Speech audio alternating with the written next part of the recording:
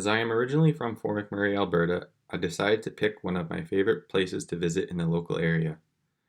Although the winters are long and cold, typically accounting for about 6 months of the year, with temperatures as low as -40 degrees Celsius, the summers are hot and actually quite beautiful.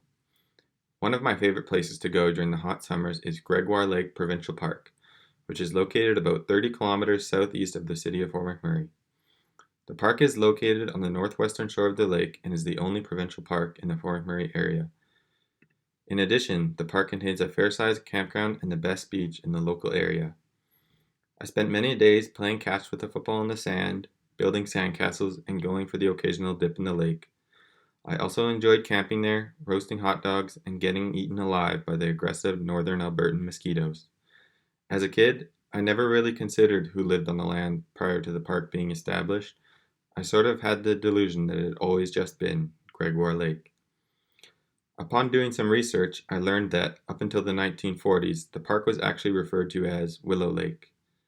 In addition, the park is located on the traditional territory of the Woodland and Plains Cree and Chippewa nations, who collectively form the Fort McMurray First Nation. In 1899, the Fort McMurray First Nation signed Treaty No. 8, after which the band was referred to as the Cree Chippewan Band of Fort McMurray. Currently, the Fort McMurray First Nation has 4 reserves, 3 of which are located on what is now known as Gregoire Lake, which cover a total of 1,304 hectares. They are Gregoire Lake Reserves 176, 176A, and 176B. The Gregoire Lake Reserves are the largest and most populated of the 4 reserves. However, the majority of band members live off-reserve in Fort McMurray. Learning about the history of the land and the nations who occupied prior to colonization has made me reflect on my relationship to Gregoire Lake. In doing this self-reflection, I find myself coming up with more questions than answers. Why did the Woodland and Plains Cree and Chippewa nations decide to form the Fort McMurray First Nation? Was that a conscious choice they made, or was it forced? Why is the best beach on the lake part of the provincial park and not part of one of the reserves? Why do the majority of the band members live off reserve in Fort McMurray? Although I do not know the answers to these questions now, I hope that with further inquiry I will find some answers to these questions.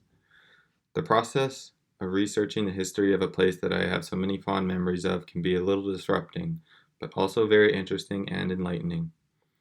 The next time I visit Gregoire Lake Provincial Park, I believe I will have a slightly better understanding of the land and a deeper relationship to the place that I have come to love. Thank you all for listening.